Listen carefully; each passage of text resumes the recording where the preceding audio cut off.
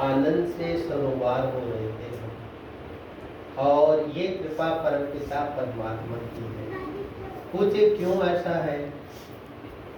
वो ये भी प्रश्न करते हैं कि साहब इतना आनंद आता है, हम तो खुद खुद भूल जाते हैं, नींद आने लगता है। तो मैंने कहा भाई नींद किसको आती है? सुखी सोवे दुखी रोवे, जो सुख होगा वही तो नींद देगा, जिसके अंदर सुख नहीं उसको बेचारे को नींद कहाँ आएगी? वो तो गोले ले लेके सोता है। डॉक्टर कहते हैं कि अभी तो सुलाना पड़ेगा, नहीं तो अगर 24 घंटे नहीं सो गया तो सुबह बावड़ी घर कितने करेगा। तो अब कब आती है? अब वो अपन जब एकाग्रता होती है ना, तो नींद इसलिए आती है कि हमारा आनंद तो परमपिता का परमात्मा का मिल रहा है, लेकिन हमें ज्ञान नहीं, इसलिए हमें नींद आती है। और योगीजन और जो ज्ञानीजन है, प्रज्ञजन है, वो उस अवस्था में जगते हैं और उस प्रभु के आनंद से सरोवर होते हैं।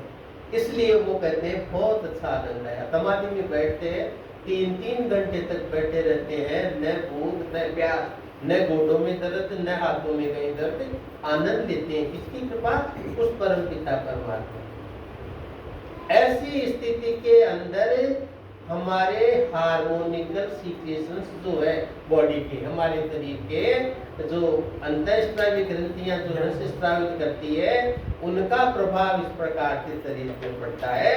हम हमारे को तरोताजा महसूस करते हैं, उठते हैं तब कैसा लगता है? हाँ अच्छा लगता है। मजदूर वर्ग हमारा लेबर क्लासेज जो है, मुश्किल से 10 मिनट के लिए खाना खाने के बाद लेटते हैं और उठते हैं तो वापस वो तरोताजा होता है। कौन सी छुट्टी मिल गई उनको? वो परमपिता परमात्मा। लेकिन दिक्कत यह है कि यदि हमारा ध्यान उस तरफ है नहीं, ये सुधा जी वदन प्रस्तुत कर रही थी, उसमें ये आए थे, यादराम जी कह रहे थे कि साकार निराकार होने के बावजूद साकार जगत रख दिया। ये किसकी करामाती है?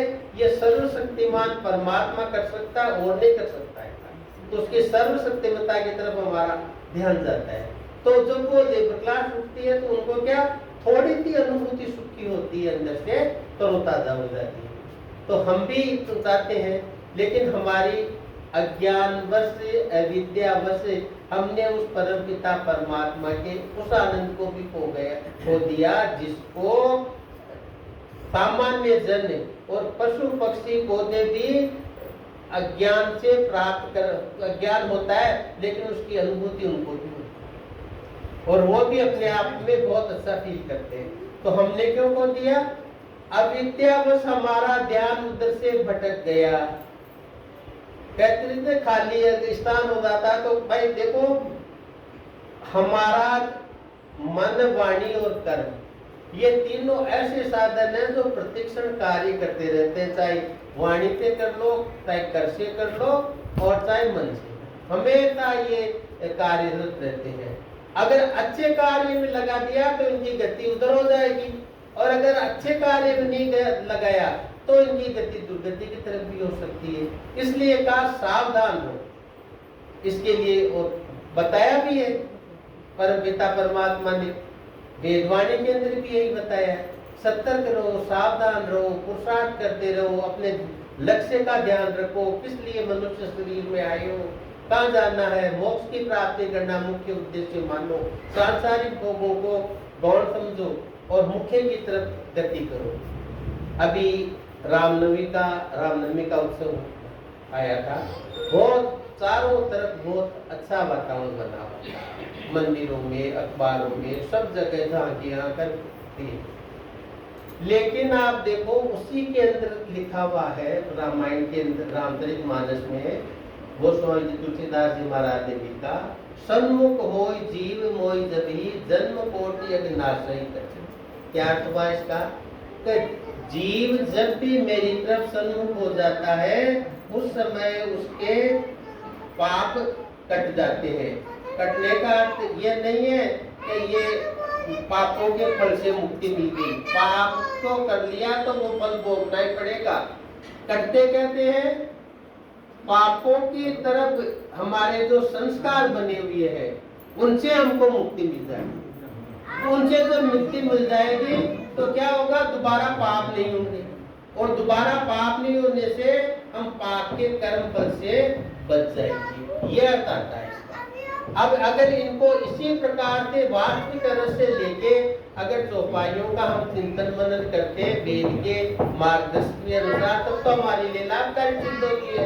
अगर इस प्रकार से हम नहीं करते हैं तो क्या होता है, हमारी गति वहां से हट जाती है, हमारा जो मुख्य लक्ष्य वो बिल्कुल च्युत हो जाता है। तो कैसे करें? देखो, किसी भी बात को जो हम सुनते हैं तो उसके ऊपर पहले विवेकपूर्वक विचार करना है, क्या है क्या। अब भगवान श्री राम का इतना मर्यादित जीवन शायद ही किसी का हो। ये चंद्रमा के दृष्टि से अगर हम देखें, चंद्र नाम की दृष्टि से, चंद्रमा क्या, सबसे पहले सतयुग के अंतर्गत कौन थे? हरिश्चंद्र। सतयुग में किसका नाम आता है? हरिश्चंद्र। और त्रेता में किसका नाम आता है? रामचंद्र का। और द्वापर में किसका नाम आता है? कृष्णचंद्र का। और अब कलयुग में किसका आता है? सुभाष चंद्र का। लेकिन उस नाम को गौण हो गया। अगर हमारे को पूछे कि आजादी की जो प्राप्ति हुई है वो किसके कारण हुई? आजाद हिंद की स्थापना, आजाद हिंद फौज की स्थापना करी नेताजी सुभाष चंद्र बोस ने। और उद्देश्य क्या रखा? तुम मुझे खून दो, मैं तुम्हें आजादी दूंगा। और जब ये फौज बनी तब स्पष्ट कर दिया फौज ने, अंग्रेजों को कह दिया ये हम आजादी लेके रहेंगे, अगर नहीं दोगे तो ये फौजी सारे है ना, वो जिधर आपने मुख करवा रखा है पिस्तौल का, उनका मुख उधर से हटके आपकी तरफ हो जाएगा। इसलिए आजादी मिली।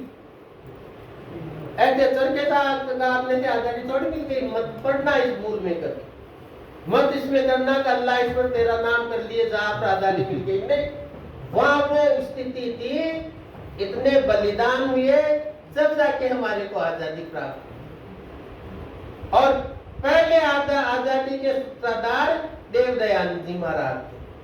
अब अपन रामनवमी के परिप्रेक्ष्य के अंतर्गत अपन देखते हैं, हमने क्या कर दिया, हमारे जो मूल्य थे सांस्कृतिक, सामाजिक और आध्यात्मिक मूल्य, उनको हम भूल गए और उन मूल्यों के स्थापना की जगह नकली बनावटी मूल्य बना दिए।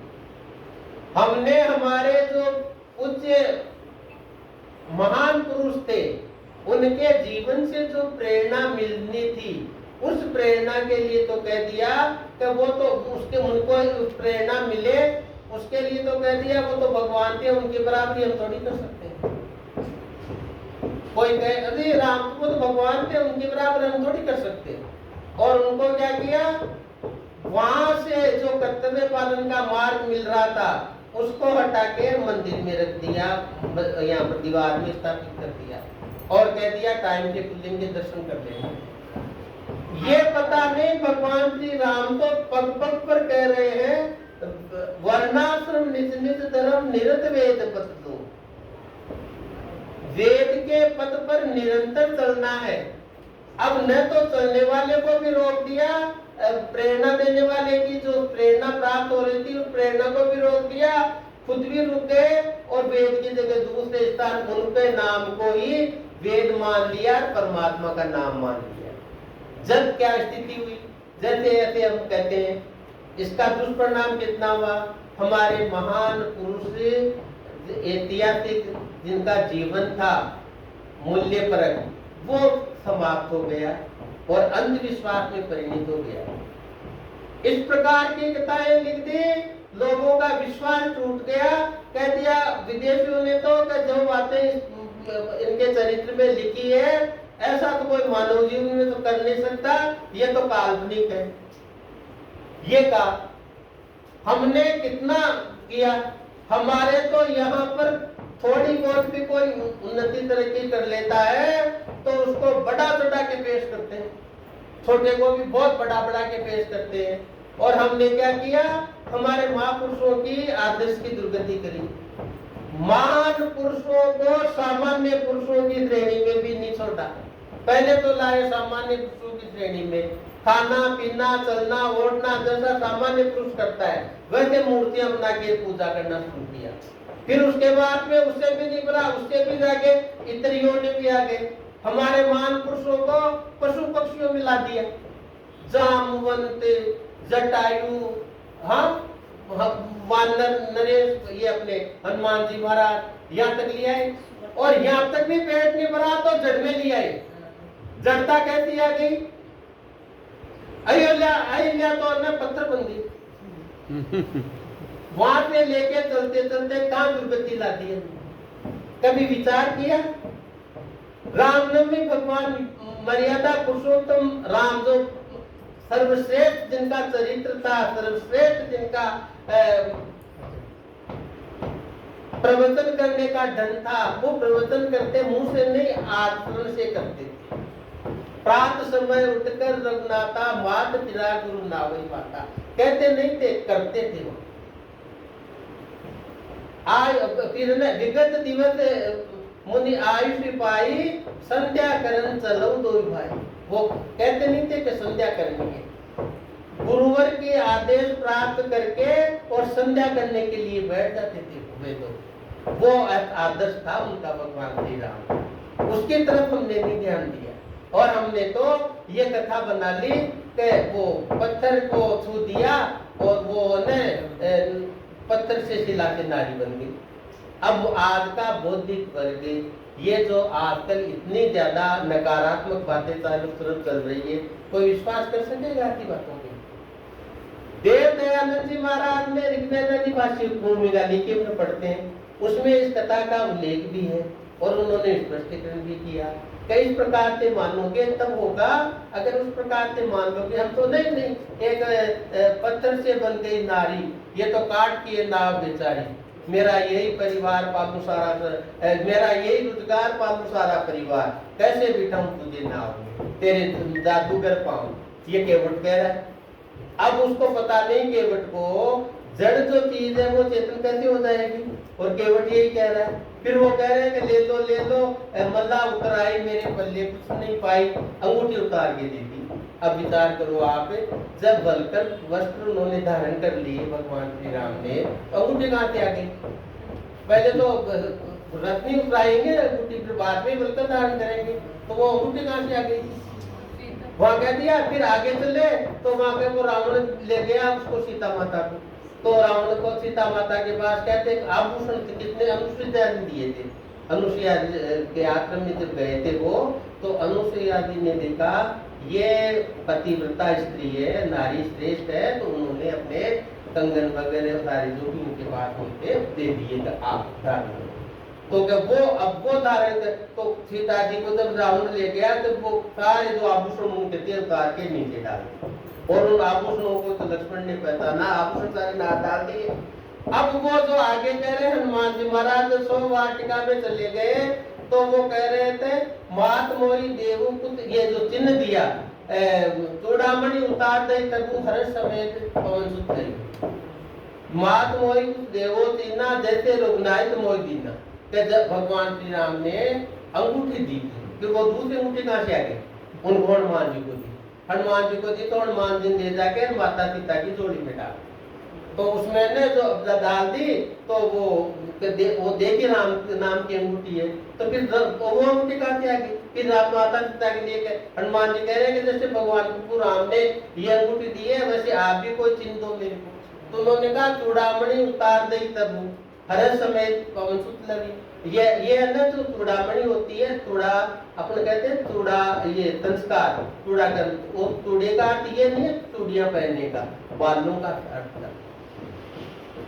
बालों के अंदर जो श्रृंगार के लिए आभूषण ग्रथित किया जाता है उसको चूड़ामणि कहते हैं। हमारी माताएं बने टीका रगड़ी, ये चूड़ामणि कहते हैं।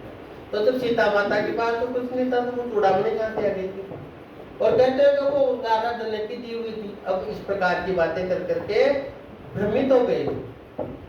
जो आदर्श सामने लाके जिस आदर्श से चलना था वो आदर्श तो लुप्त हो गया और ये बनावटी चीजें आ गई। इसका उत्तर किसी के पास नहीं। कह दो तो तुम तो आस्था नहीं रखते हो। अरे आस्था तो हम तो रखते हैं, आगे भी रखेंगे। मर्यादा पुरुषोत्तम श्री राम के लिए कौन आस्था नहीं रखता? कौन इसका दुर्भाग्य लोग है जो उनमें आस्था नहीं रखेगा? लेकिन आस्था को सत्यता के ऊपर तो रखो ना। असत्यता के ऊपर आस्था रखोगे तो वो डिग जाएगी नहीं उसकी। इस स्थिति को तो देखते हुए फिर अगर आगे अगर अपन विचार करते हैं तो भगवान श्री राम के लिए जितनी भी बात अपन कहें, अब वहां देखो, यहाँ वर्तमान में देख लो। आपने अखबार के अंदर देखा होगा अच्छी तरह से, अखबार के अंदर आ रही थी भगवान श्री राम के सूर्य की किरण से तिलक हो रहा है। सूर्य की किरण से तिलक हो रहा है। अब सूर्य की किरण कैसे तिलक किया? पहले तो लेंस लगा के सूर्य की किरणों को एक स्थान पे अपन भी अगर वो लेंस होता है ना अपना उत्तल लेंस, उसको अगर अपन सूर्य की रोशनी में रख के अगर कोई काली वस्तु पे डाल दे तो वो जल जाती है। तो वो कह रहे हैं कि वो सूर्य की रोशनी से उनके ऊपर अभी तिलक कर रहा भगवान ये रामचंद्र जी जो अयोध्या के अंदर स्थापित मूर्ति है उसके ऊपर। अब बताओ, सूर्य को पता है क्या कि रामचंद्र जी है, या जो रामचंद्र जी की मूर्ति बना के बैठे उनको पता है क्या कि सूर्य मेरे तिलक कर रहा है? और जनता इकट्ठी हो रही है लाखों के अंदर, अखबारों के अंदर भर की चीजें आ रही। थोड़ा समझो तो सही नहीं इसको। सूर्य नाम आत्मा का है, अंदर जो आत्मा बैठी है उसका प्रकाश जब होता है तब अपन मस्तिष्क के अंदर आत्मा का प्रकाश पहले बुद्धि पे पड़ता है। हमारे पतंजलि ऋषि महाराज ने कहा कि जो भी प्रेरणा प्राप्त होती है आत्मा की वो बुद्धि के ऊपर होती है, और परमात्मा की प्रतीति भी बुद्धि और मन साथ मिलेंगे आत्मा के तब होती है समाधि। अकेले से किसी से नहीं होती, संयुक्त रूप से सब मिलेंगे एक जगह तब प्रतीति होगी। सूरज की किरणें एक साथ मिलेगी तब देखिए कागज जल जाता है, कपड़ा जल जाता है और एकदम प्रकाशित होता है। आत्मा उस ज्ञान से प्रकाशित होता है, हमारा मस्तिष्क प्रकाशित होता है। यह है मस्तिष्क अभिषेक। इसको इस प्रकार से बताएं ना, ठीक उधर कर दिया आपकी आस्था करते रहो, कुछ भी करते रहो, लेकिन इसका स्पष्टीकरण तो दो ना ताकि लोग भ्रमित नहीं हो। दूसरे बच्चे दूसरे समुदाय के लोग हैं मानने वाले, वो इससे फिर हमारी बातें ले लेके एक 10 उछाल के करते। और इतनी दुर्गति होती है, कितना बुरा लगता है। अभी वो यूपी के अंदर चल रहा, वो सपा का जो संयुक्त सचिव था उसको गिरफ्तार किया। क्या करते हैं उसने इतना अश्लील बात बता दी, घोड़े के साथ था कौशल्या माता का, उससे राम देखो आप कहां से लिया है? कहीं ये पुराणों में से लिया है, पुराणों में से नहीं लिया है, ये अपने मनगढ़ंत बनाया है। उसने क्या किया, अपने जो दयानंद जी महाराज ने ओम गणानाम का गणपति को हवा पटना आदि की वेदादि भूमिका जाके उसके अंदर जो ये मंत्र है इसका अर्थ मईधर ने घोड़ा किया अश्व का, और दयानंद जी महाराज ने परमपिता की शक्ति बताया है। अब वो गणपति सारे गणों के मालिक तो परमपिता परमात्मा है, और घोड़े का अर्थ करोगे तो ऐसे अर्थ आएंगे, असली अर्थ है वो, उस अर्थ को मैं नहीं बोल सकता। तो दयानंद जी महाराज ने मईधर का उसका अपने सामने रखा है, पढ़ के देख लेना। उनको अगर दिखोगे तो अपने में सुधार करो। पहले वेद मंत्र जो प्रक्षेपित हो गए इनको शुद्ध करने का कार्य तो आर्य समाज ही कर सकता है, और किसी में सामर्थ्य नहीं है। और वो भी दयानंद कृत भाष्य से ही प्राप्ति हो सकती है। उसने कहीं पढ़ लिया होगा घोड़े का, उसने उधर बैठा कर दिया। अब क्या योगी सरकार ने गिरफ्तार करके जेल में ले जाओ तो आगे चलती रहेगी प्रक्रिया, उसका संशोधन शुद्धिकरण करके निकालो ना आगे सामने। ऐसे दूसरी परिपाटी जैसी अपने चल गई। हमारे को विचार करना है। देखो भगवान श्री राम के बारे में आप सब विद्यजन हो, सब जानते हो, वो आदर्श पुरुष थे, आदर्श भाई, आदर्श ये मित्र, आदर्श शत्रु भी आदर्श थे। वो सारी आदर्शता सब जगह थी उनके अंतर्गत, लेकिन उनको इस प्रकार से दूषित नहीं करे। उनके चरित्र को दूषित करने से हम दूषित हो जाएंगे। अब अहिल्या का वर्णन किया है भगवान श्री राम ने, तो देखो एक पत्थर को शिला दी, उसको उसकी नारी बना दी, अहिल्या को उद्धार कर दिया उनकी। तो अब उनको पूछो भाई, पत्थर जड़ है चेतन है, पत्थर को देखे, अब बताओ बनाओ कोई देखे, कोई नारी, एक पुरुष, कोई बच्चा, बच्ची, कोई सामर्थ्य, किसी में सामर्थ्य नहीं है। परमपिता परमात्मा जड़ प्रकृति से शरीर बनाता है, लेकिन आत्मा उसके साथ अटैच करता है, तब हमारी उत्पत्ति होती है प्राणियों की। ऐसे थोड़ी बन जाते हैं प्राणी, वो तो परमपिता परमात्मा की कारीगरी है ये तो सारी। अभी भजन में सुन रहे थे ना कितनी अच्छी बात, तो ये तो उस परमात्मा की कृपा है। तो दयानंद जी महाराज ने इसका स्मरण किया। देखो कथा क्या आती है, कथा इस प्रकार से आती है जी के साथ वो बहुत खूबसूरत थी गौतम ऋषि की पत्नी अहिल्या। तो क्या इंद्र महाराज ने देख ली, जो इंद्रियों इंद्र जी का इंद्र है उनकी वो मति खराब हो गई और विषय वासना जाग गई, तो उनके पास आई। तो क्या किया, सहयोग किसका लिया, चंद्रमा का। चंद्रमा का सहयोग लिया गया, देख मेरा मैं ये काम करूंगा और तू मेरा सहयोग कर। तो क्या किया उन्होंने कि वो इंद्र ने वेश बनाया गौतम ऋषि का और चंद्रमा को बना दिया मुर्गा। तू बोल, मुर्गा बोलता उस टाइम में उठता हूँ, ये गौतम ऋषि उठते हैं। तो ये मुर्गे की आवाज सुन के ये तो चले जाएंगे स्नान करने के लिए नदी पे, और पीछे से मैं जो काम के लिए आ रहा हूँ वो मेरा अशांति हो जाएगा। तो चंद्रमा ने क्या किया कि वो मुर्ग बन के और आवाज लगा दी, बांध दी मुर्गे की। तो वो उठ गए। गौतम ऋषि कह रहे आप तो महसूस तो हुआ कि उनको कि भाई आप तो शरीर थका हुआ है, नहीं जल्दी अपना बोल गया तो समय हो गया, चलो नहाने के लिए। वो अपना वस्त्र लेके स्नान के लिए चले गए और पीछे ये इंद्र ने भी विचार किया। वो अहिल्या समझ नहीं पाई कि ये गौतम ऋषि है कि या अहिल्या इसका स्वांग बना रखा है इंद्र ने गौतम ऋषि का, ये वो समझ नहीं पाए। अब वो इस प्रकार के हो गया। जब गौतम ऋषि बाहर से आए तब उनको वो इंद्र वहां से खिसियाते हुए निकलता हुआ नजर आया। वो समझ गए स्थिति सारी। तो उन्होंने उस इंद्र को तो श्राप दिया कि तू तो नपुंसक हो जाना, तो वो तो नपुंसक हो गया। और चंद्रमा को श्राप दिया, उसके ऊपर तो उनके ऊपर वो थे ना गीली धोती, उससे छींटे मारे, जो कि चंद्रमा पे आकर जो छींटे उन्हीं के मारे निशान काले निशान। हाँ, वो ये हो गया। और उस अहिल्या को क्या कह दिया कि तू पत्थर बन जा, तो वो ना ये ऐसा। अब बताओ इस प्रकार की कथाएं यदि हमारा कोई विधर्मी सुने या कोई विदेशी सुने तो हमारे बारे में क्या समझेगा। बच्चे हाँ आइए देखो ये कह रहे हैं ना, बच्चे भी पूछेंगे क्या जवाब दोगे। तो अब इस स्थिति के अंदर क्या, इस स्थिति में केवल सहायता वेद ज्ञान नहीं कर सकता है। ऋषि की याद में पहले भी कह रहा था आपको, पग पग पर आएगी हमारे को, अभी तो शुरू हुआ याद करना।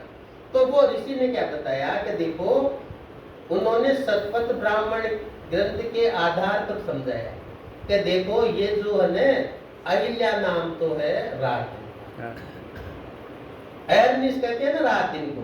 तो अहर और लय हो गई किसमें, रात्रि में, दिन लय हो जाता है तो क्या होती है, रात्रि हो जाती है। तो अहिल्या नाम तो है रात्रि का, और गौतम नाम है चंद्रमा। दिन का पति तो सूर्य है और रात का पति चंद्रमा है। तो गौतम नाम चंद्रमा का है और रात्रि उसको उसकी पत्नी के रूप में, रूपक अलंकार है। अलग अलग अलंकार होते हैं, रूपक अलंकार के हिसाब से है। और इंद्र नाम है सूर्य का। जब सूर्य की किरणें पड़ती है प्रातः काल में तो रात्रि छिन्न भिन्न हो जाती है, चंद्रमा भी छिन्न भिन्न हो जाता है। और अब इससे क्या होता है कि ये जार क्रिया हो गई।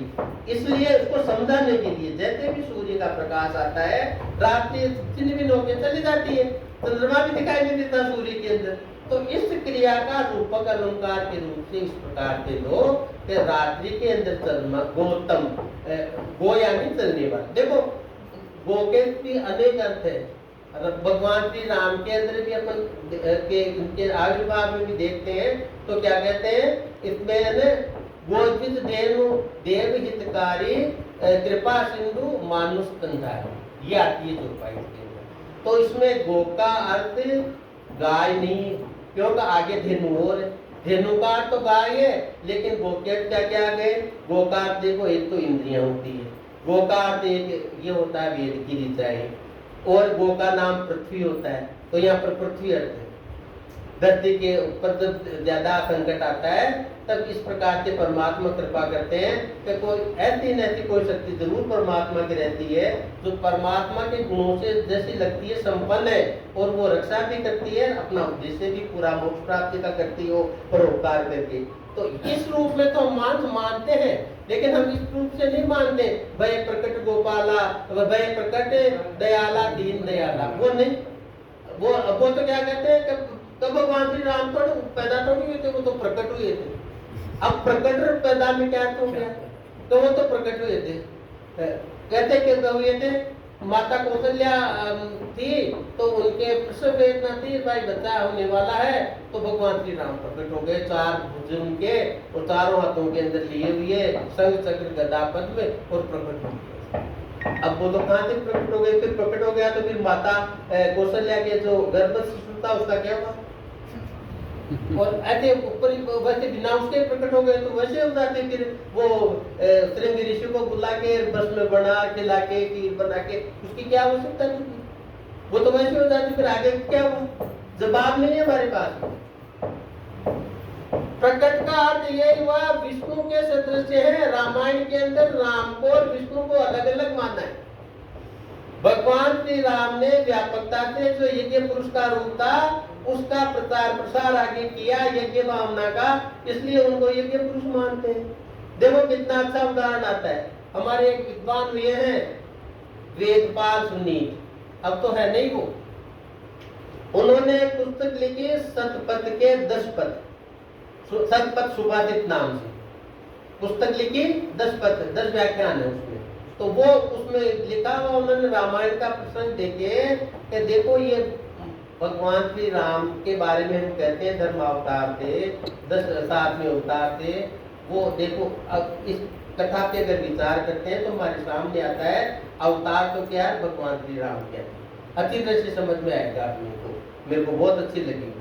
उसमें क्या है, उन्होंने बताया कि जब विभीषण शरणागत हो गया भगवान श्री राम के, तो राम ने प्रणाम किया तो उन्होंने भगवान श्री राम ने आशीर्वाद दिया लंकापति भूमिया, हे विभीषण आप लंकापति हो जाओ, लंका का अधिपति बना दिया उनको।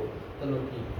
फिर वो बैठे रहे तो पास में सुग्रीव बैठा था, तो उसने कहा कि महाराज राम आप बहुत बोल रहे हो। तो कहते कि देखो आप इसको कह रहे हो लंकापति हुआ, और कल हमारे को कह रहे थे यदि रावण ये धर्माचरण का संकल्प ले ले और सीता माता को मुक्त कर दे तो मैं बिना युद्ध के चला जाऊंगा। तो आज मान लो कि आपने तो कह दिया लंकापति हुआ, इसको तो लंका का अधिपति बना दिया, और कल को रावण आपके शरणागत हो गया, तब क्या कहोगे? लंका का अधिपति तो ये बन गया, फिर रावण को क्या दोगे? तो वो भगवान श्री राम बिल्कुल गंभीर वाणी में बोलते हैं कि देखो सुग्रीव, अगर राम पापाचरण को त्याग कर धर्माचरण का व्रत लेता है तो मैं दशरथ नंदन श्री राम आपको वचन देता हूँ, मैं उसको कहूंगा रावण को अयोध्यापति भूमि, तो अयोध्या का अधिपति बन जाता। तो भगवान श्री राम की ये वाणी सुनते ही सुग्रीव के जो दूसरे जन थे उनके सिरे भगवान श्री राम के चरणों में झुक गए। धर्म की साक्षात मूर्तिमान है ये, धर्म की साक्षात मूर्ति देखनी हो तो ये देखो भगवान श्री राम। वो कह रहे हैं कि हमें धर्म प्रिय है, धर्म के लिए ही हम जीते हैं, और उसके लिए कहा भी है भगवान श्री राम ने एक बार बात कहती उसको दोबारा नहीं कहती। रघुकुल रीत सदा चली आई, प्राण जाए पर वचन नहीं। तो ऐसी वो भगवान श्री राम थे, उनका यह आदर्श बताओ पारो, तब समझ में आएगा धर्म के ऊपर हम कितने दृढ़ है हमारे धर्म के ऊपर। और अगर इस प्रकार की दृढ़ता नहीं, इसी प्रकार से दृढ़ता को पूछते रहे तो पूरे पूछते पूछते ये देखो 54 देश तो बन गए मुसलमानों के। कब से शुरू हुए थे वो? अगर उनको देखे तो 14 साल से हुए थे ना, 14 साल में 54 बना लिए। और वो अंग्रेजों को देखो तो 84 बन गए उनके। और अपना क्या था कि सब कुछ था, छुटा के ये एक भी नहीं रहा अपना, और ये एक भी चला जाएगा अगर इन्हीं ताप पे चलेगा। इसलिए बहुत बड़ी आवश्यकता है। निकालो शोभा यात्रा, सब कुछ यात्रा निकालो, लेकिन ये वास्तविक अर्थ सामने रखो। मंदिरों में जहाँ बड़े बड़े हो वहां रखो, ये कर दिया वो कर दिया, ये करोगे तब कल्याण होगा। भगवान श्री राम आशीर्वाद देंगे हमारे को। भगवान अंतर्निहित राम जो अंदर और बाहर सर्वत्र व्याप्त है, वो हमारे को आशीर्वाद देंगे। नहीं तो फिर इस प्रकार से चलेंगे उल्टी गति से, तो हमारी उल्टी तो मति हो जाएगी और हमारी दुर्गति हो जाएगी। इसको संभालें और वेद मार्ग का अनुसरण करें। ये आप प्रतिज्ञा लेते हैं, प्रण लेते हैं, तब हमारा रामनवमी मनाना या योगीराज भगवान श्री कृष्ण, भगवान श्री राम, योगीराज तो कृष्ण थे, मर्यादा पुरुषोत्तम भगवान श्री राम का जन्मोत्सव मनाना सार्थक होगा। हम इसी बात को चाहते हैं और परमपिता से, परमात्मा से ये प्रार्थना करते हैं कि हे प्रभु, हमारी भी प्रेरणा जैसे भगवान राम करते थे अपने आदर्श से, आचरण से, उसी प्रकार से भगवान श्री राम हमारी आत्मा को भी आपकी तरफ ही प्रेरित करें, उनका आदर्श पढ़े। जब भी तो कहते हैं कि रामायण पढ़ने से सुख होगा, तो उनका आदर्श चरित्र पढ़ेंगे तो हमारे मन में भी आदर्शता आएगी, बच्चे भी आदर्श भाव सीखेंगे। तो इस प्रकार से, लेकिन हमने तो ये अलग कर दिया। हम आत्मा करते हैं, अमृतो प्रसन्न मची स्वाहा, हम ओम करते हैं, उसकी जगह वो करते हैं सीतारामाभ्याम स्वाहा, रामचंद्राय स्वाहा, रामभद्राय स्वाहा। अब वहां तो अपना अर्थ आ रहा है, परमपिता परमात्मा अमृतो प्रसन्न, आप अमर हैं, आपका आश्रय मैं ग्रहण करता हूँ और अंतर्निहित में धारण करता हूँ। वहां पर क्या अर्थ आएगा? वो जो सब चले गए अपनी अपनी लीला करके, और परमात्मा की लीला तब जगह पहले भी थी, अब भी है, आगे भी रहेगी। तो हम तो स्थायी को मान के और परमात्मा का चिंतन करते हैं, तो हमारी गति उतनी बढ़े। देखो मेरा समय हो गया है। सीता गणपति को निकालती है, उस पर भी बहुत विषय उठता है।